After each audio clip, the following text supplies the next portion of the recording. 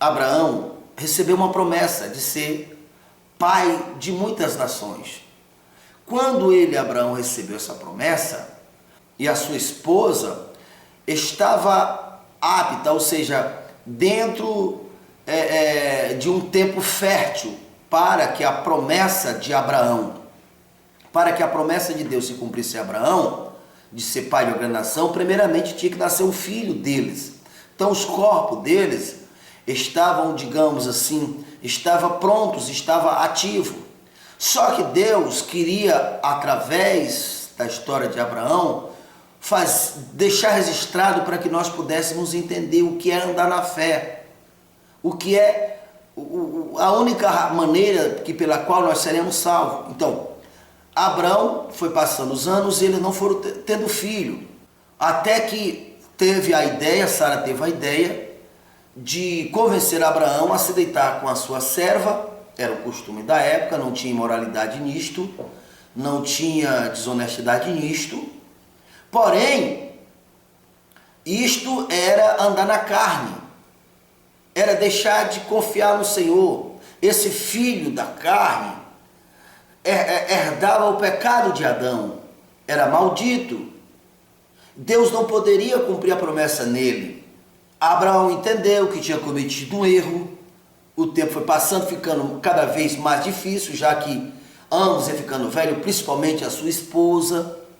Até que Deus, mais uma vez, visitou Abraão e Sara e reafirmou a aliança dele, mas com uma condição, que para todos que quisessem fazer parte dessa aliança, essa palavra aliança para a gente hoje possa não ter bastante importância, mas para você entender, naquela época não tinha leis, digamos assim, direitos, não tinha polícia, não tinha as forças armadas que protegia, que mantinha a ordem, que mantinha a disciplina, então era a lei do mais forte. Então eles faziam alianças um com os outros para se tornar mais forte, para quando um enfrentasse uma batalha, os outros entrassem junto, então fazia essa aliança. Então essa aliança entre Deus com Abraão é mais ou menos, esse nome é proveniente daquele costume e da necessidade de se fazer aliança para não ficar vulnerável, para não ser dominado, ou destruído ou vencido pelas nações mais fortes. Então, a condição para Deus firmar aliança com Abraão e com todos que quisessem, era que cortasse parte do seu órgão genital. Você já parou para analisar o porquê? Por que não foi um corte na testa e ficaria exposto? Por que não foi um corte no pé ou mesmo na coxa, logo no órgão genital? Você já parou para refletir o porquê? Tem uma razão para isto. Vamos lá. Deus tinha prometido para Abraão que ele seria pai de uma grande nação, sendo que ele não tinha nenhum filho. E qual é o instrumento natural que o homem usa, no caso, para se gerar um filho? Que o homem tem, não é a genitália? Então, uma vez que foi cortado, porque na verdade, aquele corte é só para que nós entendêssemos, mas o recado que Deus quer dar para nós entender, o órgão foi tirado, ou seja, Abraão agora tornou impossível, pela ótica natural, ter filho. Com isto abriria a oportunidade e a porta para que o nosso entendimento conseguisse entender o que é andar no Espírito, o que é andar com Deus. Porque agora, Deus estava dizendo para Abraão, que é o que fala conosco, que os filhos que são da promessa, os que não herdam a maldição de Adão, é que não seja filho naturais, que não seja filho da carne.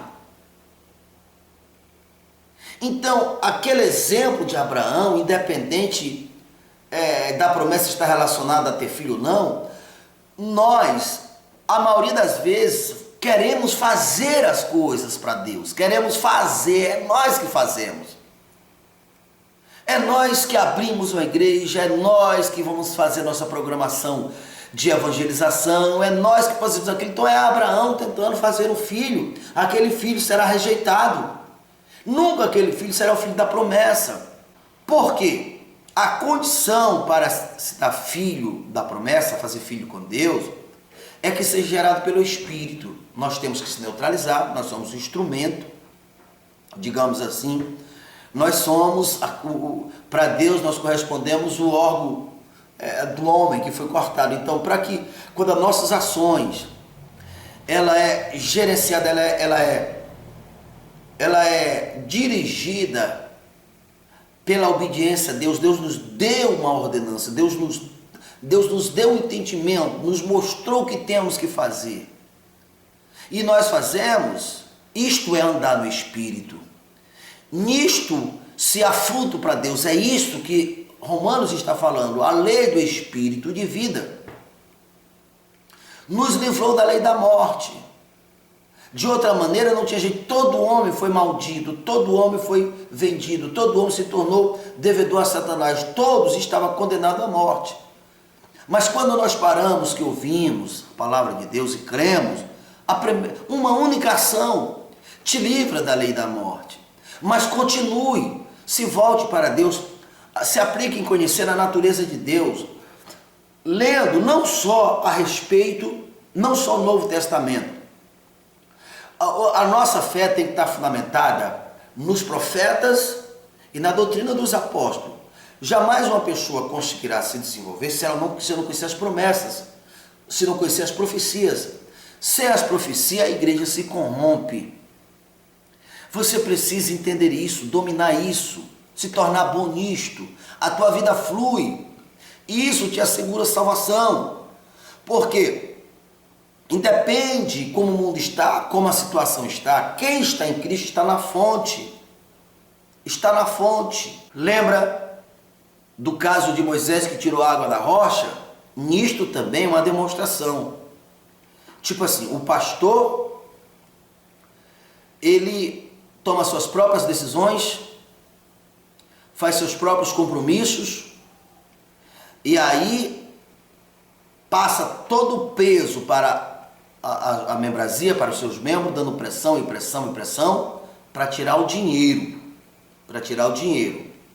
Ele vai falar, usar a palavra de Deus, o que semeia pouco, pouco também colherá, que é uma verdade. O que semeia muito, muito também colherá, que é uma verdade. Uma verdade que se é usada por interesse e de uma forma misturada com a mentira.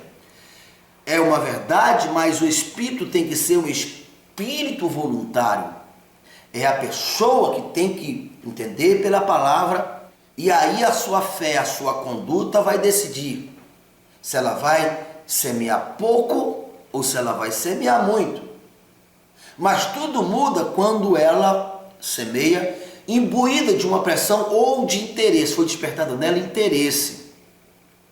Então esse pastor está tirando os recursos como Moisés tirou a água da rocha. Aquela atitude de Moisés foi reprovada por Deus, porque ele fez aquilo, mas não foi por fé. Aquela rocha daria água sim, mas a atitude de Moisés foi reprovada, tanto é que ele não entrou na terra prometida por causa daquela atitude. Isso apontando para nós que quem agir dessa forma também não entrará no reino do Messias, no reino justo de Deus. Ele não entrará. Então você precisa entender isto, que é andar no Espírito, o que é compreender, o que é semear em Deus, está andando aqui no Espírito. Eu quero ajudar você a entender a fé, eu quero ajudar você a se desviar de todos esses obstáculos, porque hoje na internet tem tantos pensamentos distorcidos, tem tanta coisa que não é verdade. E uma pessoa, quando ela nasce na fé, se ela não tiver um pastor que lhe ajude a atravessar pelo menos aquela fase de adolescência, é muito difícil essa pessoa conseguir romper. Por isso Deus deu o ministério aos pastores, aos homens de Deus. Eu quero lhe ajudar. nós temos um grupo no WhatsApp chamado Socorro de Deus. Eu quero, além de estar mostrando a palavra lá, eu quero estar orando por você, mas eu quero também estar compartilhando alguns pastores que podem lhe ajudar, alguns vídeos que podem lhe ajudar, como também pastores que estão errados, estão levando um monte de gente para o erro, para o inferno, e eu quero estar falando aonde o pastor está errando para ajudar você a se desviar desses obstáculos.